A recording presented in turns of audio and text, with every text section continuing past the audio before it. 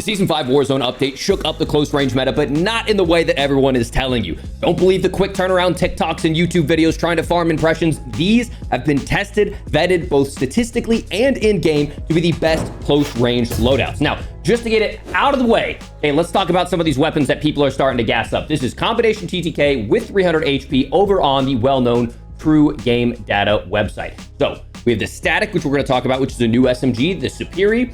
And then we're just going to clear up some names that I've seen people throwing out. HRM, horrible. Bad at close range and bad at long range. If you're new to these graphs, the higher up it is, that is the higher the TTK, the longer it's going to take you to kill someone. So in general, the lower the better. So no HRM. The Lockman Shroud with the conversion kit to basically make it an MP5S. Also, even the time to kill looks decent, but it has like a 300 meter per second bullet velocity, a super slow aim down sight, and all of the shake that we know from MW2 weapons. Absolutely horrible. There's a reason nobody uses it. The PDSW got a major buff, or so we thought, inside of the patch notes, but it's still horrible, okay? Massive damage drop off. All of these numbers, as you can see here, are up to date for Season 5 on July 24th. Shout out to Tony over at True Game Data for this information.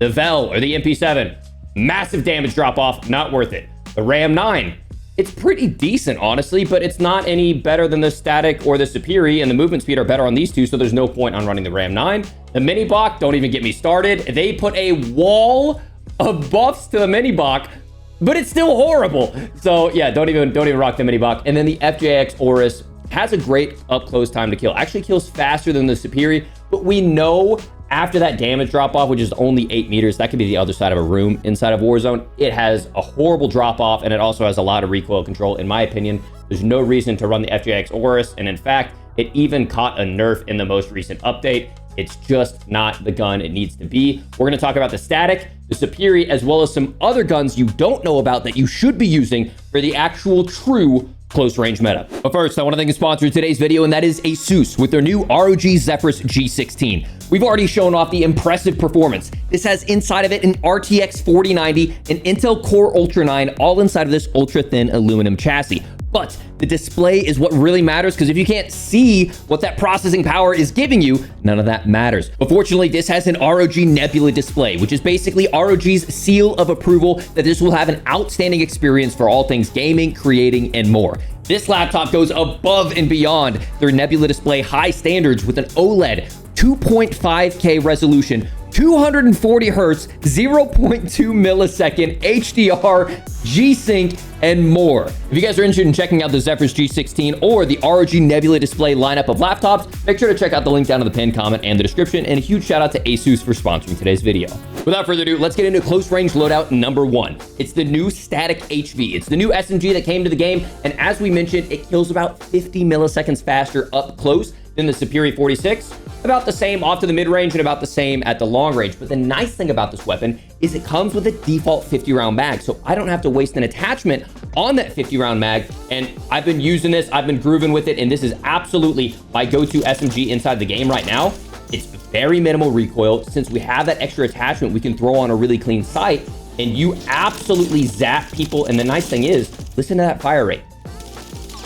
That really fast fire rate is going to make it very forgiving in those close range gunfights. Very minimal visual recoil. As you'll see here, I'm using the blueprint from the battle pass, and every time I shoot, notice how all that, don't look at the tracer impacts, but notice how there's a lot of muzzle flash coming off my gun. If you go out and you build this weapon, this is the exact same build, but outside of the blueprint, you'll actually get rid of that flash, but it'll be replaced by smoke. So you'll have smoke from the suppressor, or you'll have muzzle flash from the battle pass blueprint. So that's just up to you, just kind of in the research and testing. I keep all of this stuff in mind whenever I'm making these builds. If you're using the Black Cell battle pass, you will get that kind of orange flash. If you're using the default, you'll get the smoke coming off the suppressor. So up to you, it's all personal preference as to what visual recoil you want. But this is my static HV build. You'll see here, I have the flash, but I don't have the smoke from the suppressor. Kind of up to you. So the build that we have rocking right here is the Jack Glassless for a clean iron sight. If you haven't seen it before, this is what the iron sight looks like on the static.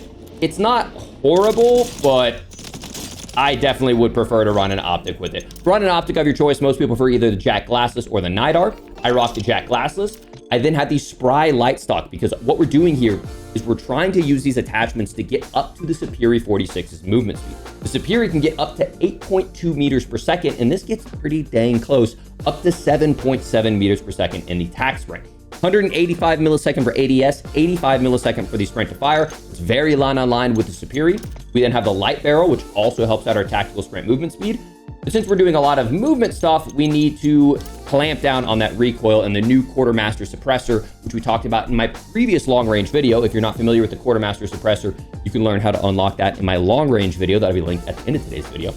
And then the paracord grip, which helps take away not only horizontal recoil control, but also brings down that sprint to fire and ups my ADS movement speed. And it is just a perfect combination of movement speed, low recoil, and a fast time to kill. This absolutely is going to be the close range meta inside of Warzone with a couple different builds that I'm going to be showing you. But if you haven't already, make sure to take a screenshot of my static HV optic build. Now, if you're a sweatier player, you can consider dropping the optic for something like maybe a laser. You can't throw a rear grip on with the Sly stock. It's actually blocked out. The rear grip is completely blocked out. You're not allowed to select one with the light stock. Personally, I think the iron sight is so ugly and you're going to lose people in those close range fights. Imagine this guy drop shots. I can't see below my iron sight. So if he drop shots, I would have to chase him down and find his body, as opposed to having a jack glassless. When someone drop shots on me, I can see that drop shot as it happens and track them all the way down. That's why I really prefer optics here. Moving on to loadout number 2, it is the Superi 46. And as we saw, the numbers are very close compared to the static. It's not like the Superi was heavily nerfed. Now, it did catch a small nerf inside of the most recent season update, but honestly, that nerf is pretty inconsequential. They decreased the movement speed, they decreased the sprint speed, decreased the ADS movement speed, but they didn't decrease the tactical sprint speed, which is really what we feel in mid gunfight. So as you can see with this build, I'm still getting an 8.2 meter per second tactical sprint speed. It is a demon to move around the map. Now, we used to rock the Zim compensator, but now we can rock the Quartermaster suppressor, which 1, doesn't hurt our bullet velocity, and 2, allows us some insane recoil control. So now we get all the benefit that we could ever want out of the Superi. We get insane movement speed, and then we also get the Superi shooting straighter than ever, and I'm suppressed. So I'm no longer showing up on the minimap, even though the Zim compensator had a reduced time of ping. Now I don't show up at all. I'm able to move extremely fast, and the gun is an absolute beam. It's going to be tough for me to pick between the static and the Superi because I love the Superi's movement speed. The static is going to kill slightly faster, but honestly, I'm not really sure. It's going to be up to personal preference. It's going to be a great close range meta for fast movement speed and fast time to kill. So we've changed up the build a little bit. We're still rocking the rescue stock and the short barrel because those are max movement speed. We need the 40 round extended mag, but then we're rocking the paracord grip for the faster sprint to fire that we talked about earlier. And then we're also rocking the Quartermaster suppressor as opposed to the Zim to bring down that recoil, which really helps with visual clarity. And sometimes I feel like I have hit reg issues with the Superi, and I thought that was probably due to the iron sights moving around too much. The Quartermaster suppressor makes it shoot like an absolute laser, and that's what I'm rocking for my Superi speed close range loadout. Make sure, if you haven't already, you take a screenshot.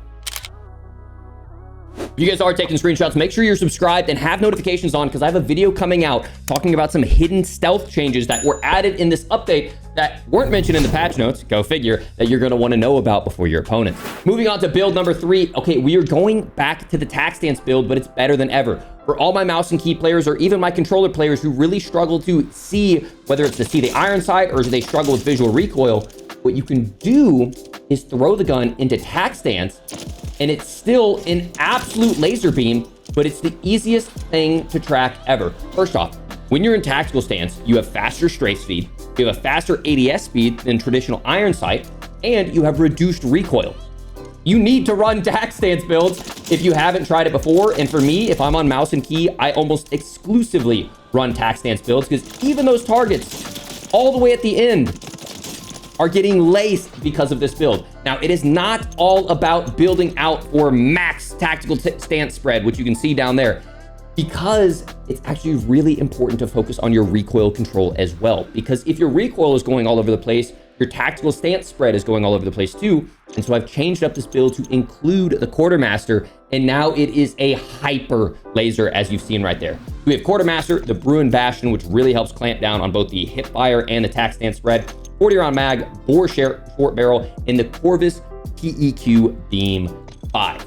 It also helps out with the tactical stance spread. If you want, and you want to move even faster, this gun is pretty dang good with the rescue stock as opposed to the quartermaster.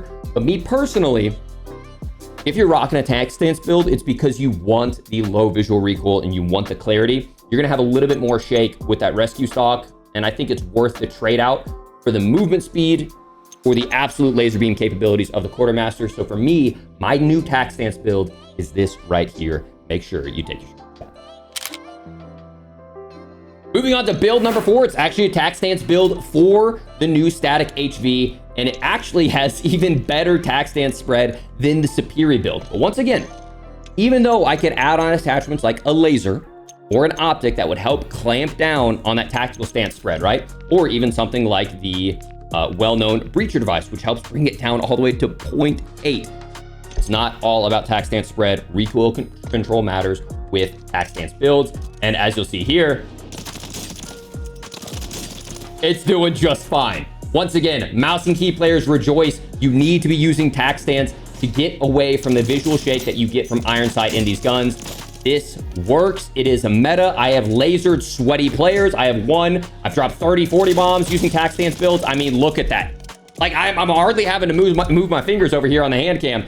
It's really that easy to control. If you haven't tried a tac stance build, I can't recommend it enough. It's just so dang good. Okay, quartermaster, Bruin Bastion, light barrel. We're rocking the Hive stock to help out with that. And then we have the Thar grip down here to help bring in that tactical stance spread by 25%. Make sure, if you haven't already, you take your screenshot of the tac stance static build. So, as I mentioned, the static and the Superi are going to be absolutely dominant. In my opinion, there's not really another SMG worth running. But there is an AR worth running. Check this out, because I did not believe in the numbers when I saw it. We have the static, we have the Superi, and we have the STG. Kills as fast as the static up close, but all the way out to 36 meters is the damage drop off. So think about it. When we're out here inside of this firing range, okay, the normal statics that we'll be rocking will have a damage range drop off of 16 meters. The Superi will have a damage range drop off of 12 meters. So that means your time to kill between this first bot right here and this second bot is going to be a lot longer, 100, 200 milliseconds longer. With the STG, that's not the case, because the damage range drop off doesn't hit until 36 meters. So that means your time to kill on this bot and this bot will be the same. And these are engagements that we get in all the time with SMGs, these 25 to 30 meter range engagements. Typically you get out to like 50 and beyond. You're talking, you know, a true long range AR build, LMG or sniper. But oh my God, this SMG, STG slaps, okay? But you're like, Isaac, it's an AR. It's gotta be too slow, right? It's gotta be way too slow. When I'm looking at my static, okay, my static has a sprint to fire of 84 milliseconds and an ADS of 185, and I'm moving at 7.7 meters per second, okay? So 185, 85, 7.7. All right, Isaac, what'd you cook up over here on the STG side? 200, 114, and 7.2. Keep in mind, this has double the damage range, which we will use in those gunfights. It's about 20 milliseconds slower on ADS. Are you gonna feel that? Probably not. It's about 30 milliseconds slower on sprint to fire. You might feel that. And then attack sprint is only 0.5 meters per second slower. Okay, it's definitely gonna be slower, but I mean, for the trade-off of double the damage range, I'm telling you, I've been moving around the map, and let's talk about this. Your bullet velocity is 946 meters per second. Okay, compare that to something like the Superi, which only has 580, or the static, which only has 600. You are 1.5x the bullet velocity, 2x the damage range. And I'm telling you, in those mid-range gunfights, which happen a lot inside of open fields, a lot inside of larger buildings, this STG is going to blow your opponents away. Now, I have built this out via an SMG. You can make this shoot straighter. In our long-range video, we have a laser beam of an STG, but its strength is that mid-range, kind of like under 35 meters damage range. So that's what we're building for, is building this to be an SMG. Okay, so here's the build that we have. We're trying to get all of that sprint to fire and ADS low, so that way you can hit out a building like you have an SMG in your hand. So we have the short barrel, which helps out with our sprint to fire and ADS. We have the DR6 hand stock, which also helps out with sprint to fire and ADS. We have the knot grip, which helps out loads with the sprint to fire. And we have the Venom stock as well. From there, we throw on the Jack Glassless because the iron sight is absolutely horrid on the STG. And now we have a moving and grooving STG. And while it only has a 30-round mag, because of that extended damage range, it is absolutely still viable to run inside of even trios and quads because of its fast reload speed and its large damage per mag because it's doing more damage per bullet. I really think this is worth trying. This would be used as an SMG. I'm about to show you a sniper support build that's going to shoot a little bit straighter and have a little bit more damage per mag, but especially for like a solos, sniping, and an STG, SMG would go crazy. You guys got to try this out. Make sure you take your screenshot. Moving on to the next build, I mentioned a sniper support. Okay, we've made some changes to this build. As you can see here, I've traded out the DR6 for the Phantom to help with a little bit of that recoil control. I've gotten rid of the stock because what the stock actually does is, while it does help with our movement speed, it hurts our recoil gun kick by 20%. And so for a sniper support that I need to reach out to that mid-range a little bit more, it kind of hurts me a little bit too much. And then I'm able to throw on the 50-round drum mag, which gives me insane damage per mag potential. More than the Superi 45 round, more than the static HV 50 round. This thing puts out a ton of damage. And I really think it's going to be underrated, because imagine when you're shooting through smokes, you're spam firing into buildings, you're wall banging people. This is going to have so much damage potential. And keep in mind, you guys know my philosophy on sniper supports. There's no point in building a laser sniper support that you can't hit out a building with, right?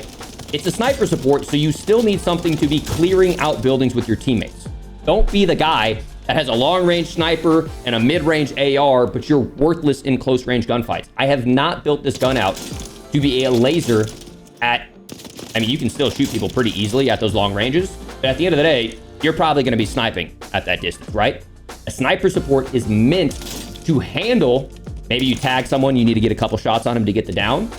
It's meant to destroy in these ranges, maybe tag up in these ranges if you need to, but absolutely the focus is inside of here. So, like I said, I've made some changes here to try to up the damage per mag, to try to up the recoil control. You could absolutely bring this down to the 40 round, but if you look at some of the numbers, like the difference between... I mean, look at the sprint to fire. I get an additional 20 extra bullets for 4 milliseconds of sprint to fire penalty. Like, that's nothing. I get an extra 30 bullets for an extra 27 milliseconds of ADS speed. It's a lot of red on your screen, but it's really not that bad. Like, I still think this is absolutely worthwhile for using for a sniper support because of that damage range drop off. I mean, that is ridiculous. 16 meters versus 36. You will feel this difference. You will be smoking people who are using SMGs in those gunfight ranges with this SMG build, or this sniper support build with the STG. If you haven't already, make sure you take your screenshot. So as I mentioned, okay, there's really not a lot of builds to rock in this meta. These guns are so dang dominant. Some people have suggested the MCW Jack conversion kit because it's been so good in the past, but for the exact same reason, when you stack it up against the STG, it's just worse in every way. And on top of that, it only has like a 500 meters per second bullet velocity, whereas the STG has double the damage range and double the bullet velocity. There's no reason to run the MCW Jack conversion kit anymore when the STG is as good as it is. You guys know I don't like making loadout videos, gassing up random weapons if they're not worth using. I would rather give you variations to fit certain play styles of the weapons that will actually win you gunfights. There are some weapons that are worth using, and especially after the recent update, it's the Reclaimer. Okay, the Reclaimer was always really solid in the pump mode. Okay, you would consistently, and don't trust bots. The bots are absolutely horrible when it comes to registering both shotguns and snipers. You could consistently, from this distance, throw 2 shoulders and get a kill easy with the Reclaimer in the pump mode. But some people don't like throwing shoulders with the Reclaimer. Well, they buffed, or rather fixed, the semi-auto mode. And up close, you can 2-pump someone in the semi-auto mode. It's insane. Like, it's actually really, really good. I don't like to say the word insane lightly. Like, I was using this, testing it out, and you can do some damage. Now, don't get me wrong, mid-range, 10, 15, 20 meters, you're gonna get smoked by an SMG. But if you know how to use this correctly, if you use this with an aggressive AR like the MTZs or the Superis that we talked about in my previous long-range video, and you're only using this when you're up close, it is so good and so fun to use. And it's a fun change up to the meta that isn't gonna absolutely cost you, okay? As you can see, the semi-auto now is better than ever. Basically, what I've been doing is if I know that I'm gonna throw shoulders, I'll keep it in pump. But if I'm just gonna go into a smoke and just start spamming someone, I'll throw it in semi-auto, and both have been very viable for me. Okay, so the Reclaimer, we build it for the tack stance, because obviously that iron sight is hideous. So we have the Bruin Bastion, the Iron Long Barrel, the No Stock, the Haste Grip, and then the Bryson Choke. All of these help out with the tack stance spread. And then when we grab the gun, by default, it will be in pump, which is great for throwing shoulders. But if you're gonna get aggressive, get inside of a building, or maybe you're just more comfortable with this style, you can throw it into the alternate fire, which is the semi-auto.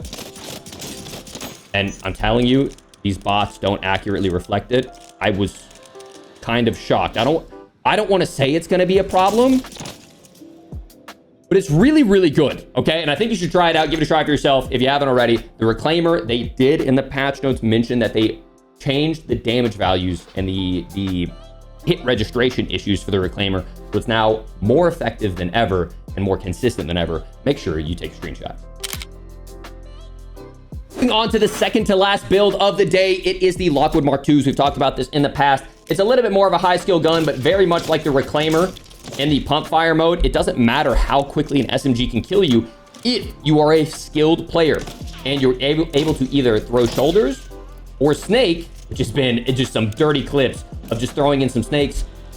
They can't get that time to kill in on you because you just put in a burst amount of damage and then get back behind cover. Obviously, once again, bots don't accurately reflect with shotguns.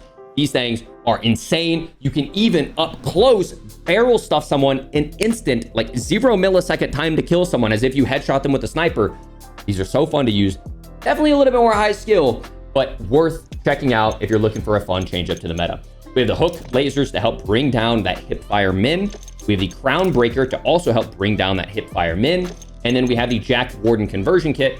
Outside of that, there's not really anything worth using. The ammunitions suck on these. Don't touch them. This is my Lockwood Mk2 close range shotgun build.